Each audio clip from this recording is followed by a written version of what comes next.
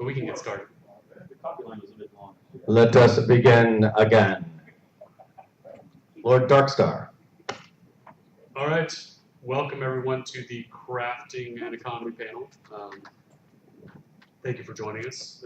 Apparently everyone else has figured out how to do crafting and economy, so congratulations to them. And apparently they think it's perfect and doesn't need to be fixed, so good for them.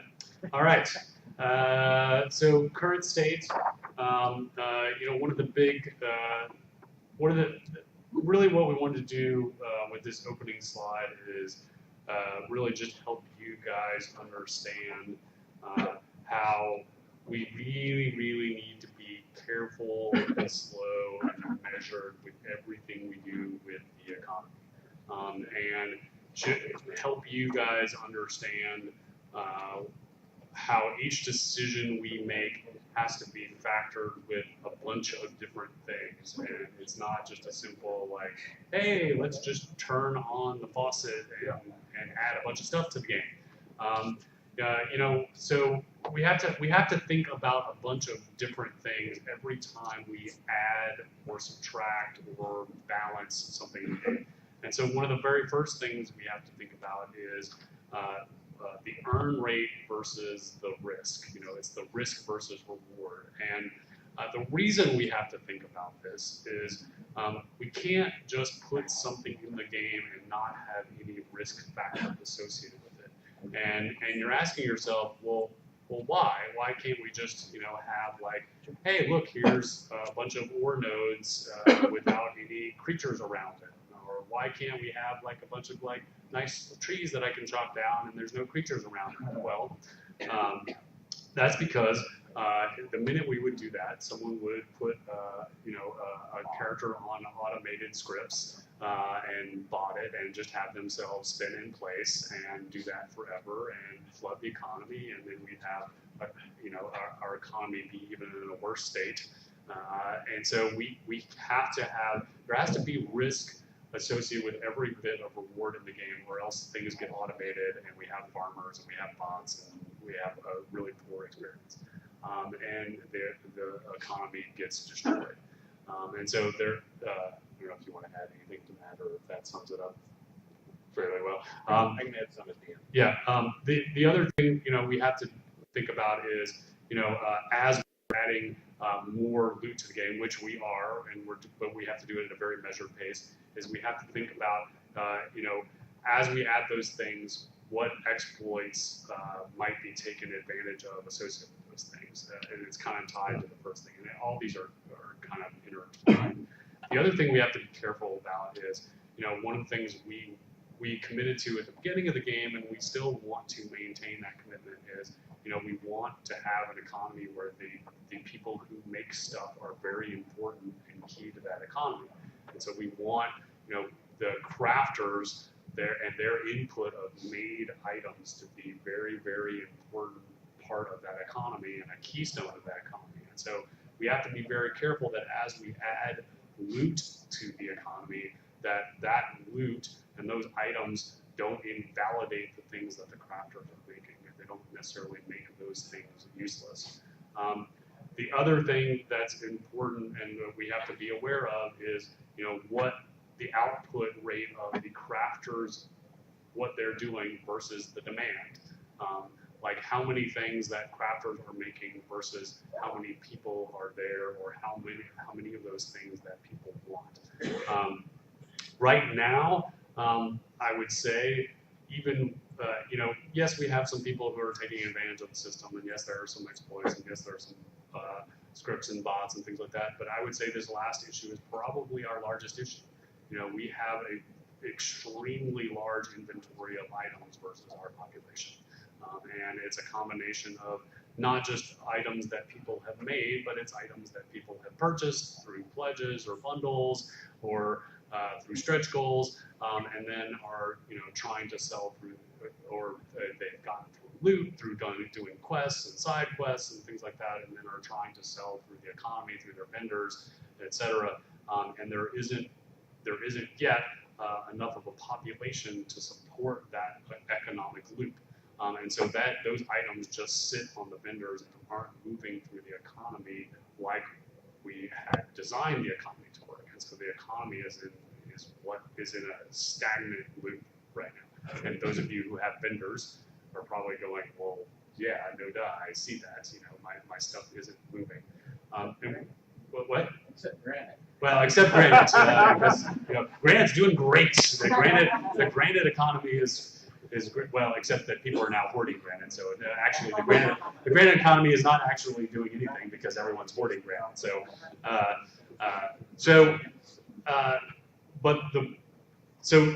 That is kind of an overall state of the economy, and sort of every time, you know, if you look at decisions that we're making or things that are changing, you're kind of scratching your head, like sort of look at all of those things and kind of go, oh, well, okay, so they're having to think of like, oh, well, someone's just gonna like farm or bought that thing, and that's why they had to do that, or someone found a loophole here and was starting to exploit that, and that's why we can't have nice things, and that's why they had to do that. Or wow, the population isn't supporting the economy as designed, and that's why they're making those decisions. So that's an assessment of the current state. That's why some of the decisions we're making right now, and that's yeah. And I think as Starr said, and I think I've said this about 5 times now, the number one problem I think with the economy is we need more people in the game, and that will fix a lot of the problems. That will, for the economy, that fixes a lot of the demand problems. One thing I did want to comment on was also when we talk about challenge versus risk, really the loot versus exploits. This is one of those things even though I know sometimes it upsets people because they see things as a feature, we feel we really need to have some. One thing that I'll bring up is like an exploit that really was an unplanned feature that we felt we needed to fix. I know upset some people, was stacking planter beds. Because even though, and again, this is where I mentioned that sometimes we're really good at math and really good at spreadsheets and not as good on understanding player psychology, that we continue to expand, hopefully get better at that. But as soon as people can do that, everybody feels they have to compete with the other guys. You don't want to be the guy getting the output from your stuff, and you feel like you're losing the game. And what that forces is, even though if anybody can do it, everybody feels like they have to do it to compete. So even though you don't want stacked beds, you have to do stacked planter beds if you leave that feature in there. So that's one of those where, again, even though it feels like we're tedious and maybe it was a feature, it was not a planned feature. We've got to balance that next step. And that one actually, humorously enough, we didn't even know about that. I've been in towns where I know people have been doing it. I guess I just hadn't really looked at their plans. And we found out about that when we were looking for server slowdowns, and what was causing some major spikes in servers. And it was because the number of things you could water at once and the number of times you hit it, every one of those was like, you water it, you can hit 5 times as much stuff, and it's like 5 times the server hits. And we started looking into server lag spikes in certain towns, and that's what was causing it. So, well, yeah, and every time those things would hit a growth cycle, yeah. So every time those things would hit a growth cycle and then they were stacked, that was an exponential server spike. You multiply that number of times the lots, and the people who had the quote plantations with the stacked lots, and then they had both horizontally and vertically stacked lots on top of each other, and so you had. I think that some of the worst cases were, they had, somewhere between 20 and 30 stacked between their vertical and horizontal stacks, and so it was very creative. Yeah. And this is stuff like B and I also. This is B, by the way. Oh yeah, we should introduce B. So, introduce yourself, B. B Cotton, system designer down in shop. Can you use the microphone, please? I gotta use it, or there's the microphone right there. Yeah, try that map. Check. Feedback going. B Cotton, designer here on Shroud. I've been here since day one and excited to have everybody here. Yeah, B actually precedes Everyone. everyone. Yeah. All of it, even Richard. In August, 10 years. So. Yeah. But one of the things I would like to say related to sort of earn rate and challenge risk is, with our game, early on, we decided to not necessarily have things called level fences to where, you're not really restricted as much from sort of getting into a zone, because a lot of that is this philosophy comes almost post-social network of, you want to play with your friends. You don't necessarily want to be restricted, location-wise or server-wise or things like that. So, that we don't have these level fences means that, and even recently we've reduced, some of the travel restrictions on the overworld, either from speed or, the control point. So, the travel is even easier than it was before. But so that means that, to get to a point where there's something that's happening with your friends, it's not that difficult. And since our players are real good at finding the inefficiency in anywhere in the game, it's real easy for you to get your friends to one, set of ore nodes somewhere in the back of a mine that is, that is somewhat exploitable. And you can play that on single player, online and sort of do that by yourself. So a lot of these design decisions, and also the fact that, you don't have any stat requirement for equipment. It's really just a rarity drop. So you can kind of get to the location without much, travel issue, and you can probably use it because there's no restriction.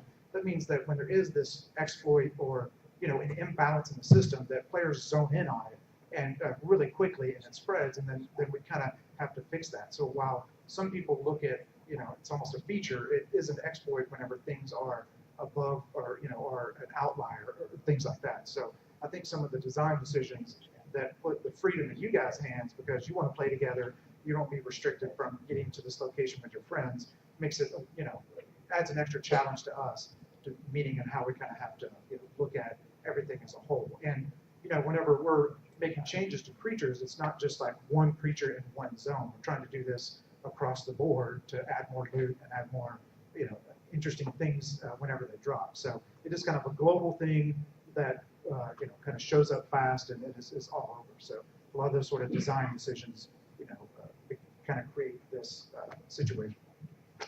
So now we want to talk about things we're going to be doing for the economy and crafting for Q4.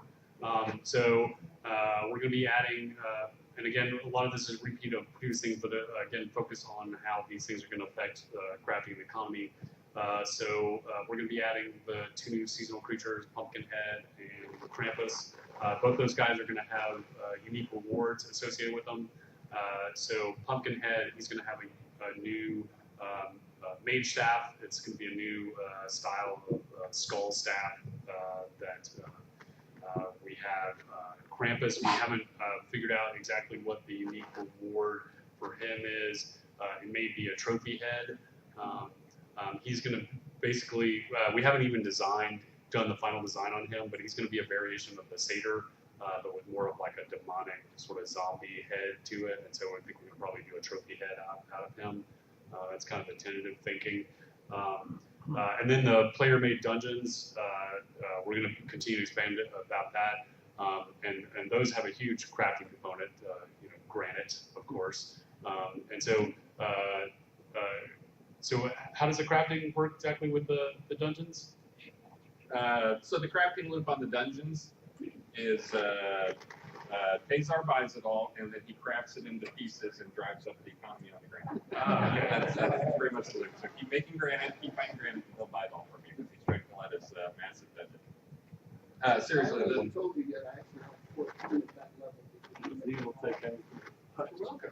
So there's recipes and blueprints. Yeah, so the way it works is one of the early things that has been in the design, basically from the start with the community, was that there would be items like crafting recipes with keys, where really, it's got all the goods, but then it's got a fuel, and then it's got a key that is a disposable key, and then we can have rare things drop. So it could be like a, not just having, you can craft any sort of, having like, here's the rare hilt that drops.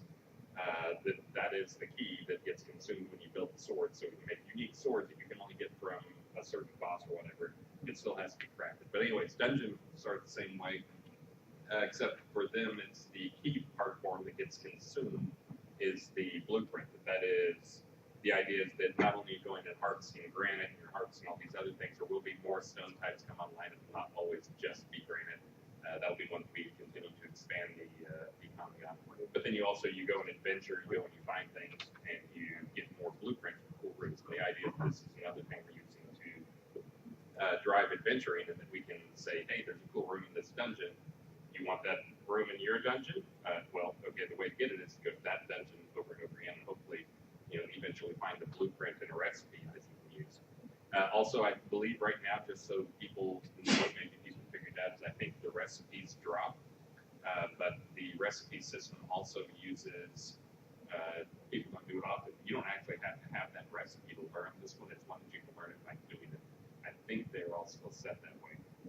Discoverables. Yeah, Technical discoverables is how it is. So basically, if you go and you can find on a wiki or somebody can tell you what the recipe, this is 100 granite, 20 coal and the blueprint or whatever. You'll actually learn the recipe without actually having to find the recipe.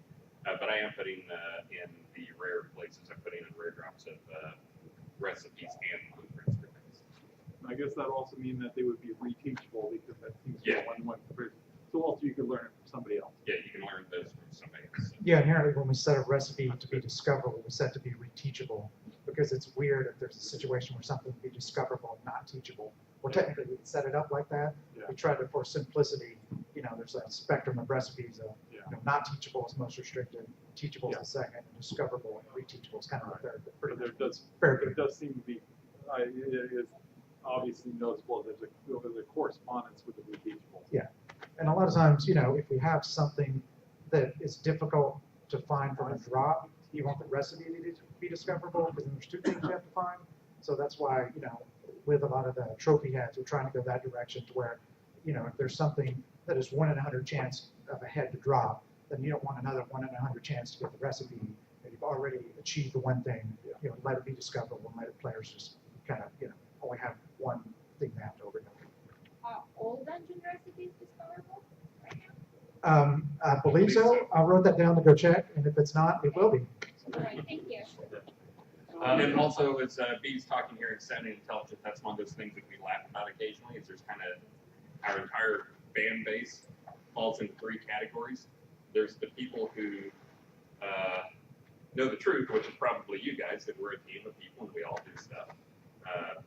Then there's another group that believe we have a team of like 200 people and all that type of stuff. And then there's the third group, which are the ones that make me sad a little bit, that believe that the project is pretty much, I do everything, Starr is the face of the project, and Richard stands on the side. They seem to not acknowledge that there are other people on their team. So, but anyway, so It's Litz British. I try to take all the heat for things quite frequently because I'm the guy who does most of the talking to people. But there's a lot of stuff. B occasionally does some things that upset you guys too, but I would try to talk about it. So you get mad at him anyway. Yeah, that's another example as we were talking about. Well, we're getting pitchforks, so it's okay. Was So yeah, it's pitchforks, yeah, so that's another fork. another example of one that was a B thing that was actually just him fixing a bug for me, as I mentioned earlier. I'll usually go and do something really fast, and then Keith or B or somebody will come along behind me and like, this is what do you do? That was actually what people blame me for the rise of mages. That was actually just B going and looking and making a spreadsheet of here's the experience, and here's the challenge, and here's the health, and who's out of the norm for things, and finding that, oh my goodness, these mages are like 2 times what they should be. They need to be more difficult, worth less, and fixing it. Which then people immediately yelled at me, of course, is, why would you nerf the rise like that? It's like, what? We've learned to kind of do a lot of changes at once. Sometimes you can do tiny little tweaks and stuff. It's good to sort of measure 6 times and cut once is kind of what I end up doing. Is there a fix coming for the spider and rotunda blueprint? There is now. I give. There is. I've got them in the loop. We haven't done a server published since I got those checked in. That for those who don't know what he's talking about, there's some 2 cool rooms. I've actually given out 3 copies of each to different people who've shown me their big dungeons. And those may be the only 3 in the game. I think there's one that is dropped, but I actually added those during the release. But I added them to the Quest version of Tilt. So if you're going through and doing the Quest version, you have a chance to get them. So I've had people not only threatening my life and all, but also talking about how they're going to, that now they have to start more characters so they can get to the Quest version of the Tilt thing and then just farm that forever and ever and ever. So they're cool looking rooms, right? Yes. Yeah. That's why I keep getting PMs about that in forums, by the way. Yeah, and in Discord. by the way. We'll try and get a server. So you're not the only one who gets the hate, by the way. All right, I'm gonna keep going. So, because a bunch of stuff to cover. So, fishing phase 2, I've got a bunch of slides about that. Back items enchanting. So this is the fix for the quote everyone wears the shroud problem. So those of you who've gotten the shroud and quickly realized, that the shroud is the only item that has back item that has stats, and so of course, why wouldn't you wear that since it adds stats to you in your back slot? We're going to add the ability to have other back slot items that have stats. And general idea is that there's going to be 3 different archetypes, backpacky type items that give strength and carry capacity. Cloak type items, stealth and defense, and wing type items with for speed and dexterity. So let me just comment and say I'm going to make sure that the backpacky type items are a little more powerful than the cloaky type items because they're way better on our performance. So we want you wearing backpacks. Oh, because of no claw stem. Well, wings don't have claw stem either. Okay, that's true. So anything but cloaks. Cloaks will be nerfs. Will be the worst. All right, cloaks are going to be nerfs. Oh, a heraldry backpack. But we've also talked about having quiver be an archetype. Quiver being a archetype. I'd like to have something that has a modifier that's specific to archers, such that you wear, that archers would like to wear a quiver. To a certain extent, we want the visuals to incentivize the gameplay, and I think wings are kind of cool that they're archetypical.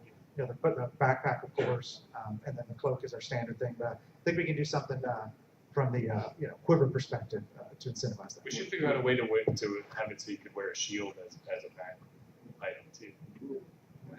But then if you put a shield on the front and the back, Sure. because when you're fighting, you're going to have it out, and that's when you want the bonus. I just want but you could do both, dual shields. right? Come on. But equip the shield in the back slot. Just make it like a turtle shell. Well, no, you like you can have a shield on your arm, but you could also have a shield on your back. Do we want to take questions? But then it doesn't have a claw. But that doesn't have claw stem either, is why.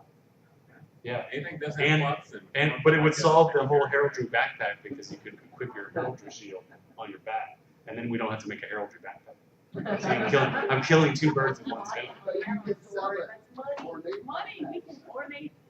Yeah, but I don't have to make it this thing. All right. All right. I think we're gonna hold questions till the end. Yeah. Because we only have 30 minutes, and so we have a bunch of stuff to go through. All right. So if you could hold your questions to the end, and then we'll have a whole question section. And I'll hang out afterwards and talk to people. If you All right. have specific And then loot increases. You'll notice each release we do a kind of a very measured, but we touch loot in various places and add a little bit, and that's going to be just a steady increase over time that you'll see in various places that we're going to do. Player-made dungeons. Our plans for Q4 is more blueprints. That's the consumable part of the system. More recipes. The loot, as Chris mentioned, that's tied to location. So if you see a room that you like, that's generally where you're going to go to farm for that room. And let me also throw out that if you have rooms that are favorite rooms that you think should be dungeon recipes, let me know, because I don't know all the dungeons and all the cool rooms and have all those things in my brain. Yeah. And points and deco limits that have costs.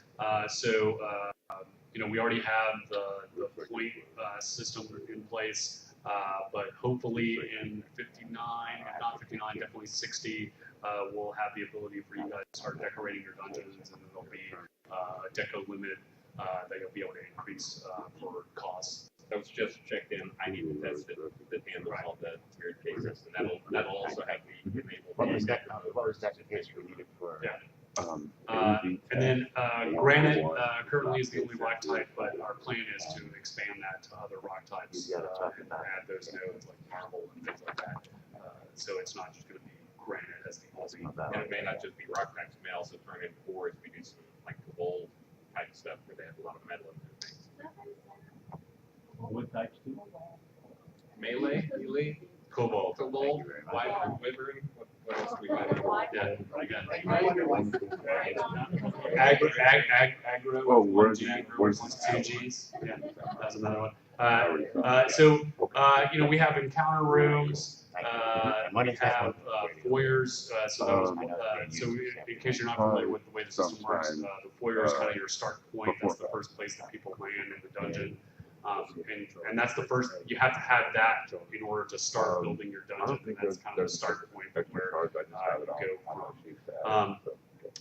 And then you have your dungeon entrances, kind of the, hey, this is where my dungeon is. We've got an initial set of those. There's a craftable one, and then there's a few in the store that you can purchase. We're hoping to add some spooky themed ones for this release for 59. Including the spiderweb tree with a cool, creepy kind of hollow in there.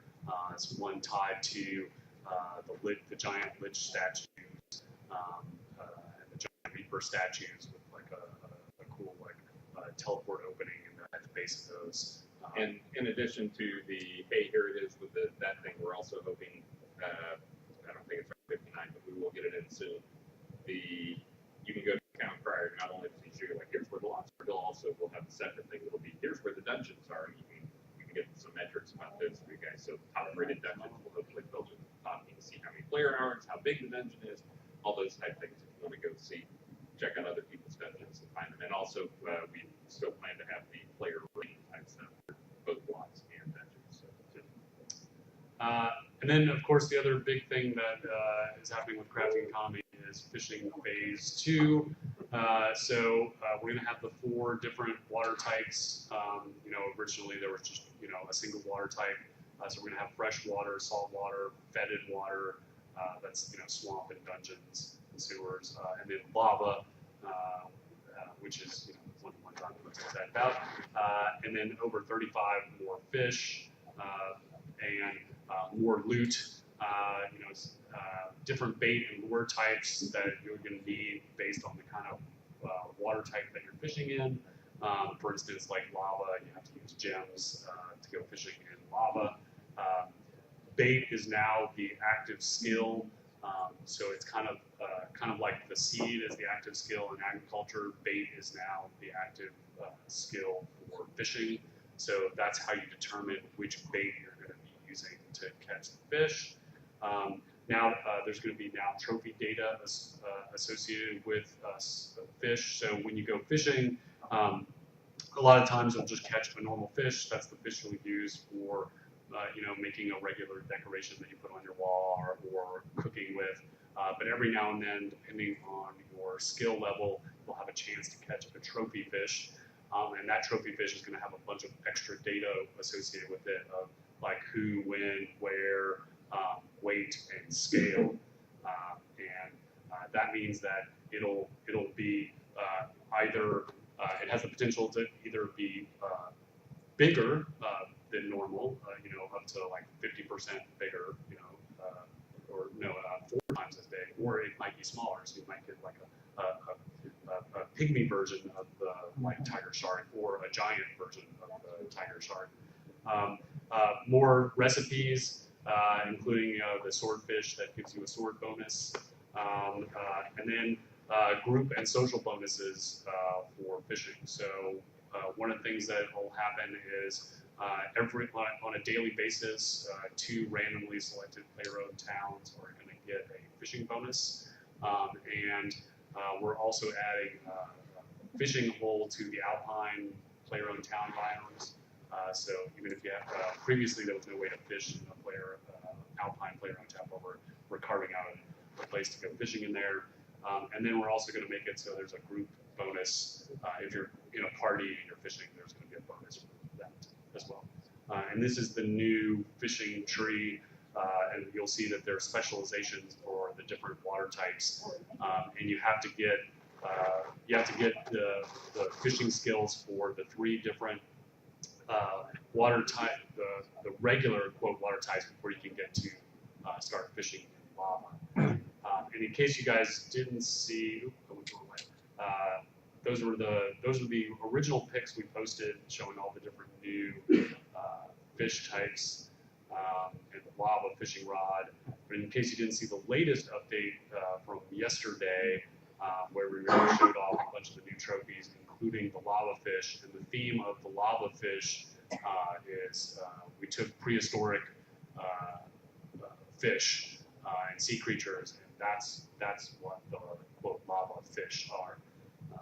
And so this is just showing off all the new fish as trophies, and we're also introducing decorations, and we're introducing a new decoration type, so not just the wall mount, but the floor mount for these extra large fish like the tiger shark.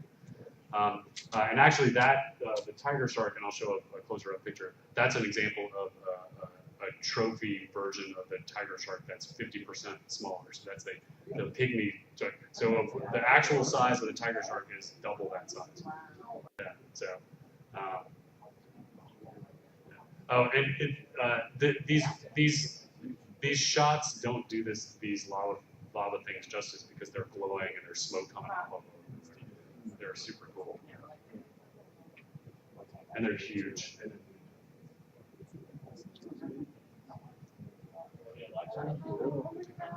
I believe they have the tech term would be emissive, basically the point the stuff on them glows. So yeah, you should be able to put them like in a dark room in a dungeon and have your glowing lava fish, and they'll provide some light, but they're not actually a light source. They're really just a lot of emissive. Not yet, but we'll be expanding the fish types over time. For outdoor deco as well, expanding ones. Maybe, we'll see. Yes, please. These are all the fetid fish, including the skeletal fish, which the fish you'll find in like dungeons and sewers. So you'll see a little skeleton fish swimming around. And these fish can also be just taken and put on the ground without mounting them too. Yeah. Feel free to decorate this. That's why I said I expect fish mazes to be coming up soon with the staff. Yeah. Fish markets. Yeah. So another big thing as I mentioned, the scaling tech is really, really cool as part of this trophy idea. And so in case you didn't get to see the live stream, you should go check it out on YouTube yesterday because B showed off this cool thing. So we took one of the things we realized with the scaling tech that we're doing for these trophies for the fish is that we can apply that technology in a bunch of different places, including agriculture. So the idea that, because the whole point of doing these trophy fish and having the scaling data so that you guys can have like fishing contests, right? So we were like, well, another kind of contest is like grow the biggest pumpkin contest, right? And how we can apply that to agriculture. So B, you were talking about this yesterday in the live stream, so if you can riff on that. Yeah, some of it is, whenever we do agriculture right now, it's about this massive amount of things. And, early on, we didn't necessarily think that that's the way it was going to go, but that's the way it went. So whenever we added these sort of skills to manage massive amounts, it's like, here's the area of effect, plant seed, area of effect, water, and things like that. So, whenever you look at these guys, it's kind of a different philosophy. It's almost like, I want to focus on an individual thing and try to grow that to be bigger. So it's like instead of a group or a sort of plantation mentality, it's like there's this one thing that you're trying to grow. So we're trying to get it to where there's a different type of gameplay in agriculture, to where maybe while these things would appear, randomly whenever you're growing massive amounts of stuff, there needs to be some way we can take one plant and kind of hyper focus on it and have a greater chance of that, of kind of risk reward. So maybe it's the fact that you put a lot of fertilizer in it, it gives a greater chance of burning out, but then it gives a greater chance of being one of these sort of truly, large ones. And, the end of it is kind of an exponential scale, so we really want, the fact you could get maybe a 2x size pumpkin just by growing normal stuff. But if you really want to get that upper end of the 80–90% of the kind of end of the curve, then you need to do something that is more of like an individual focus basis. So I'm excited about looking at agriculture, making it, a little easier, but then also providing a different type of gameplay for ones that are trying to hyper focus on getting this one thing to grow to be larger. But with this tech, we have the scale tech, it's real generic, so it's exciting to have different tournaments, either in agriculture or fishing or other things down the road. Yeah, and what's cool is because we built the tech so the scale preserves through the decoration you build out of it, right? That when you make a jack-o'-lantern out of a giant pumpkin, it's a giant jack-o'-lantern. So, like, if you go and watch the live stream from yesterday, like, B made like this giant jack-o'-lantern that's as big as you, and it's just, that's because we had to build that for the decorations you're going to make out of the giant fish you catch, right? So the decoration you build of the trophy that you put on the wall, like if you make a decoration out of a regular fish you catch, it's just going to be that normal scale. But if you build the decoration on your wall out of one of these trophy fish that's bigger or smaller, the scale is going to preserve, so it'll be bigger or smaller based on that scale of that fish you caught. Yeah, a lot of this came from the fact of we were working on the art assets for all the fish and they weren't ready, so I just started, the tech was ready. So I just put the tech on the pumpkin that shows off real well. And then, we had to have that ability for it to inherit the scales that goes down the line. And it will inherit it indefinitely, that number. So there are other situations where we could have it, even more than 2 steps of something like that.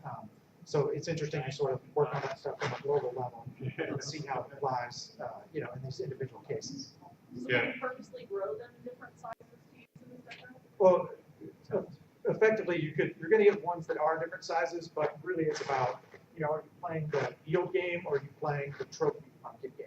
Right. So certainly, I think a miniature one is as cool as a big one. Maybe not a huge one, but I think it sets up a nice, kind of almost the pipeline we want from the fact that, agriculture gives you something that's cool that then goes down the line, it goes down the line, it goes down the line. So I'm excited about, doing more stuff like that. And like we mentioned before, that, so if you have a big pumpkin, you make it into a jack-o'-lantern, then, we can make it to where you can dye that thing, or that there's different facial patterns you can put on it via patterns or something like a push process sort of thing. So you really can, at the end of the line, have something that's different from kind of what happens at the front of the line. So I think that is a sort of good example for us to move forward with, because it involves something that comes out of the systems that then at the end you get the visual difference. Yeah, I think the goal is, though, to make it a purposeful choice. So you're either going to be going for your agriculture as it's been, where you're going for, I'm just trying to grow big fields of general stuff for yield, for reagents or whatever, or I'm focused on a single pumpkin plant to try and get a trophy pumpkin. Yeah, and I'm tending, and I'm like going and checking on it every day and tending it. And another cool thing that we're gonna play with is potentially tying this to the in-game seasons. You're gonna want to optimize it to like harvest it during the in-game fall. What's our cycle? It's like 2 weeks is basically a year, so you'd have 3 or 4 days, half a week to kind of do that. If we do, specifically the fall, but, Yeah. And that's almost to get that last 10, 90 percentile. You still want people to get big pumpkins, but if you're really trying to get that end of the exponential Right. curve, then, there's these other factors you have to pay attention to. Right. So the idea would be like, so the one she's standing on might be the biggest one you could get, like by, doing the regular tended your cell cycle, but to get to like that super giant one would be, you'd have to do everything perfect plus harvest it in the fall, in the in-game fall season. Sort of, it's min-maxing agriculture. All right, so some 2019 crafting economy highlights. So crafting specialization. So this is the idea that we've had specializations for combat, and we're going to expand specialization for crafting as well. Again, this is just initial thoughts. We haven't actually started building this system, so it might change. But the general idea is that you'll pick a specialization, whether it's smithing or tailoring or alchemy, and then once you've chosen that specialization, the benefit of that specialization is when you go to do a masterwork or enchantment, you're actually going to pick the effect you want. It won't be a random roll. So that's the benefit of specialization for crafting. The other thing that we're planning on introducing in 2019 is effects that, a set of effects that only are available to people who've gotten at least to Grandmaster level in areas of crafting. Again, more loot. So the idea is, slowly, steadily, carefully adding more loot into the system. And then a quality of life improvement of binding quote everywhere, so allowing you to bind to town criers and tier markers that'll still use teleport scrolls just like teleport does now. There's going to be the initial idea is that there'll be a tiered cost to this. So each time you bind, there'll be a cost associated with it, and that cost will have some sort of escalating cost to it. So like the first 10 will cost you something, the next 10 will cost a little more, the next 10 will cost a little more than that. So it'll be a part of the economy balancing as well. Then there'll be some, again, we'll do questions at the end. We'll do more vendor polish. So we're already, Justin got us to do some work right now, but we're also going to do more in 2019. So Joaquin is working on, and I think I mentioned this yesterday, Joaquin started a couple of days ago working on the ability to store your vendor separately from your house. So that means you'll be able to swap your house without having to restock your vendor. That means if you want to like swap your house out for an event or seasonally and whatever you want, you'll be able to store your vendor separately now without having to lose your vendor and restock it and all that stuff. So that should be going actually in maybe as soon as 59, but definitely 60. He marked it in progress, so we'll see if it happens at 59. But then we're planning on doing more permission stuff. We're doing things like being able to extract, one person's set of goods out of a vendor versus having to pull everybody's out, things like that. Better and finer controls on vendors. And this is the thing that Chris was alluding to as the potential part of decay. Is skill caps on scenes to balance the risk and reward. That's still something we're thinking about. We're not sure if that's what we're going to do, but it's one potential thing. And then just crafting economy highlights for episode 2. It's kind of a repeat of what we were talking about previously in the previous panel, but it's going to be similar things to so the item in history and item leveling. So the idea is just like you. Using your sword to slay the skeletons, as the question came up of like, well, can I sell it? Yes, the idea is that would be factored into the economy. Pet leveling and skills customization, same idea. That would be part of the economy. You'd be able to sell a pet that you did that you leveled up. Player chest settings. So right now, you don't really have any controls over a container, but we want to expand that whole system. So do things like be able to set things like take one or put one, or do things like set conditions on that and say like, hey, like you have to have a piece of paper, like someone has to use a piece of paper to open the thing or a key or whatever. So you can use that for quests. Imagine having that tied to your player dungeons that you're building. So you're basically going to be able to design your own quests and your own adventures. Treasure map system. So this is going to be the loot increases we're doing, but it's also going to be this whole treasure map system. We're going to find treasure maps. It's going to be, those of you who remember that from UO. And the in-game achievement system will also be tied to crafting. So it's not just going to be about combat. The in-game achievement system is also going to be tied to your crafting. So as you make more stuff, you'll get titles, achievements and titles associated with that. So, make 1,000 swords, you'll get a master sword maker title, or you get a grandmaster in a crafting tree, you'll get a title for that you can display on your character. That's it. So we have time for some questions before lunch, I believe.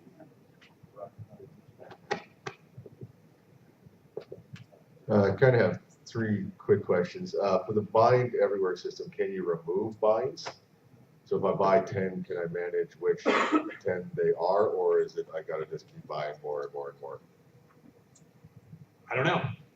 We haven't built it yet, so who knows? Second is for the specialization in crafting, is the leveling requirement going to be the same as the adventuring type, where it's 24 million XP to GM it? No, we'll look at it, and I mean that's another one thing we have to take a look at is the experience you get from crafting and how we level those things up. And yeah, it probably will not be that level of crazy. Okay, and the last one is, are you guys still looking at two-handed weapons versus one-handed, like staves versus two wands, that kind of thing? Yeah, and the last thing we looked at doing, and this is one I haven't sitting in a change list, I haven't checked in, is another one where we're increasing bonuses and what the skills do based on one-handed versus two-handed, making it so the one-handed versus two-handed. But yeah, there's still work going on for the one-handed versus two-handed. Again, as I mentioned, I look a lot at metrics to see what people are actually doing, how many are using one-handed versus how many are using two-handed. And I'm trying not to be too persuaded just by those metrics, though, because that's another one that I know that there's a lot of people out there, they want to use two weapons, and that's the look they want. They don't want to have to choose their weapon based on what's most efficient. Well, I think the obvious one is staff versus two wands. Yeah, the staffs, that's one that's needed love for a long time. We occasionally give like a little bit of love, but it needs a total rethink and figuring out the best way to use it. It's better. Yeah, I think in enchantment, there's some issues we have where we can't tell the difference in a one-handed and two-handed weapon. And we tried to fix that, but it didn't really work. So there's some other solutions to that. It just involves a lot of more data. And so if we can't fix it on a programmatic level, then certainly I've had a jury in for a year about fixing that. So I get from an enchantment perspective kind of issues, and we tried a solution that was going to be easy, and that one didn't work. So probably have to do the hard solution. Question? I have two quick questions. One is like with the tailoring tree, would we be able to make mannequins? Because currently right now, if you want to stand up a suit of armor, you have to use shelves that are stacked on the wall and place everything just right. It's on the backlog. Yeah. Not a problem. All right. And then the other one is, it's kind of like UO-ish. We had Valerite, Virite, and all that other types of ore. Are you going to be having anything like that? Not necessarily those names, but similar type system. Wood types too? Yeah, with wood types as well. Yeah, I mean, from with the way we designed it, you have different metal types. It's just you need iron plus a catalyst to create it. And what people want is just a straight ore type, that goes to another metal type. And so, I don't think that it's really that much different, but I assume in episode 2, we could sort of go more that route where, it's not, and we did that because it makes sure that iron is necessary. Iron's necessary all the way around. You don't ever evolve out of needing iron.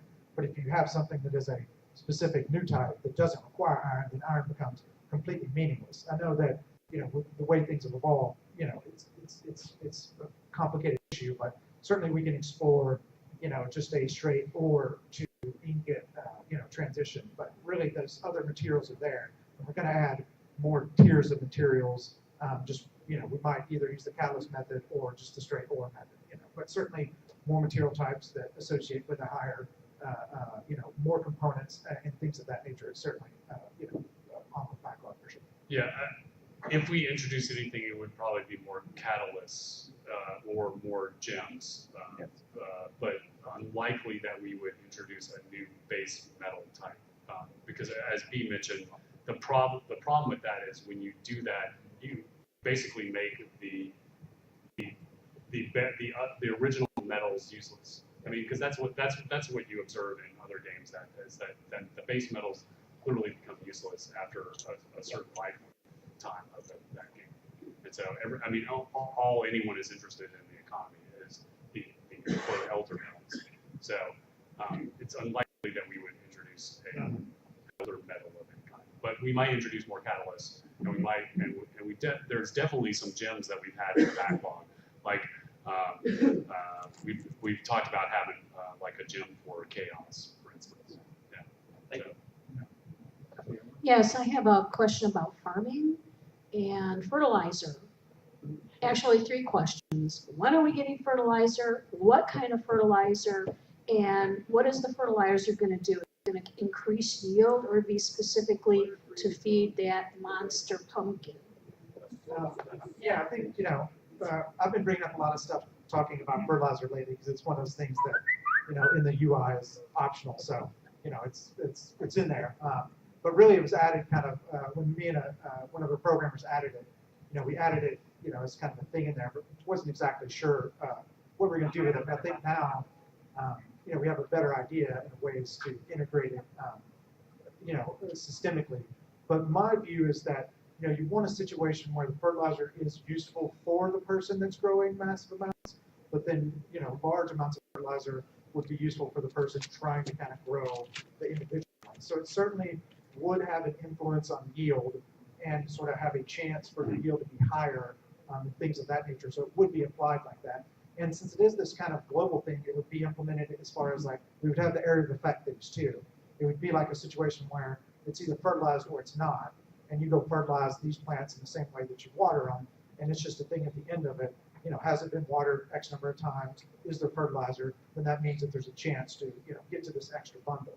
But I certainly want, that to help influence the yield on a base level and be part of that, gameplay that is massive amounts of stuff, but then also, involved in the kind of individual. And the way, I've kind of envisioned it is that, fertilizer is going to be a thing like kind of like a fuel, but there's going to be multiple ways to create it. So so it's like, perhaps if you do, use a couple dead fish and create one fertilizer, but then, if you get the dragon dung, maybe that makes 50 fertilizer, So I think you want to have different methods of you getting it out of the environment, turning it into fertilizer that is this generic resource that then can be used on sort of an individual basis for every plant, or on a, super duper override, like dump it on this plant and see what happens. So, Richardson. I think a lot of it is, since a lot of this is just numbers behind the scenes, it's not too far off because I've kind of looked at some of this, but, it's certainly, something we haven't necessarily designed too much yet. But I think as soon as we get done with kind of the agriculture stuff, then, or at least the fishing stuff, it could potentially be something that. Richard said we could have harvestable horse food. Certainly so. I mean, the idea is that there's a classification of dung that translates into a fertilizer.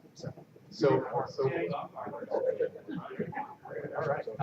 One question and two suggestions. So there was a mention of the flood of weapons, flood of armor that's out there, and certainly the player base is. Stand up. Thank you. There's also the issue of armor you kind of messed up, or armor that you created, or weapons you created when you had low skill level. And frankly, there's not much. I don't think there's ever going to be a big demand for that. What about decorations that we can utilize for the dungeons, like full standing sets of armor that you can line your hall with, elaborate, wall decorations that have weapons and armor sets on them, that create a sync for that, a significance for that. Just a suggestion. The other thing is, is there a possibility to have crafted lakes within your dungeon? 10,000 buckets of water, 5,000, rotting flesh, and you got to fed it, fishing hole or something like that within your. Yeah, as for the armor in there that's already have the mannequin on the backlog, that would be good for displaying those type of things. As for lakes, right now the plan is if you find a scene in a dungeon somewhere that has a lake in it, that it'll have a lake when you actually craft it in there. Right now, I believe I don't have one with lake. Actually, I take it back. I do have one of the ones I grabbed has water in it. It has like islands of water. I think that may be one from Alpha Sewer, but there's another one that was pointed out to me that has lava. I plan on putting lava. You can go get that room, get the blueprints for it, and have lava. But it won't be 10,000 buckets of water. It'll just be something in the recipe that you've got to include. But like that one will probably, this one needs, 1,000 coal or something crazy like that. They'll just be part of the recipe. The other thing we're experimenting with dungeon stuff I'm experimenting with is making it so there's how we let you modify the room once you have it in place. You can remove different features that'll actually just be part of the same system. That'll have, the connection. It'll be a room, and in the version you play in, there's like another little room or pedestal in the middle. But that'll actually just be, you build the room, and when you do the recipe, you get both the room and you get the pedestal part that is, you can attach it to that point. So basically, you can configure different parts about the room. The same thing could work for water, is basically, you get the water piece, you can turn on and off the water just by attaching that piece. Terrific. And then the one question I had is, for enchanting and masterworking, I noticed that once you get to a certain point, say like level 120 to 125, there doesn't seem to be any gain. So like the third tier attempt stays at 50%, period, right? It never goes any higher. And is that by design, or is that? Yeah, I mean, it's certainly by design that, these certain things have maximums, like that. So, yeah, I mean, that's just, you design in certain maximums so that things don't necessarily always go to 100 on everything. So, All right, I think we have time for one last question.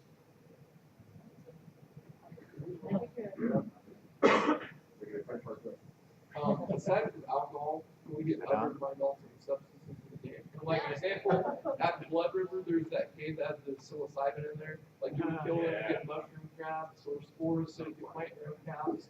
Or like if you wanted to smoke in the city and chips, can you do that? And then also, can we get like some shutters in game for like the houses? Shutters are actually in the backlog as well as curtains. And then my last question is, on the fishing thing, where you said that there are going to be towns that are going to have like 2 towns a day where they'll have a fishing bonus. Will PvP towns be included in that? Yeah. Awesome. Yeah. All right. Okay. All right. Well, thank you everyone for coming to the crafting. If you weren't at the King's Dinner last night, Scott Jones. When we go to trade shows, we give out these little business cards, which has a link to our website and talks about playing the game for free, and links to where people can go and download the game. And so Scott Jones actually printed up a bunch of these cards. So if you would like to grab a bunch, we have some right up here and out in the hallway. And if everyone could grab some before you leave the convention and hand those out to people you know whenever you go to like your local game store or other type of gathering like that, and help spread the word, that would be extremely helpful to us as we try to expand our population. All right, thank you very much, and I think we have to go to lunch. In addition, the discussion things we're going to do this afternoon, one of the biggest topics is how to increase population. Yeah. So we're going to be talking about that this afternoon and presenting our ideas. All right. Starr at the end. And I think there's a lunch, and then we have a panel at 1:30 talking about story. And so what's the deal with lunch? So lunch is you're all invited to TO Loco. It's on the agenda. If anybody needs some directions, all your badges, in case it wasn't asked for, have a QR code you can scan to get the maps. But just ask one of us if you need any help with directions. But obviously you can go wherever you want. But if you go there to TO Loco, Luke Ezekiel will be there to pay for your lunch. Registration. Right? Thank you guys. We'll see you back at 1:30. Registration. Oh, and if anybody has not registered and gotten a badge for any reason, please come see us or see Drake. I guess you can do that, right, Drake? Yeah. Anybody that hadn't got a badge, please go see him and get your badge. So we're talking about one thing.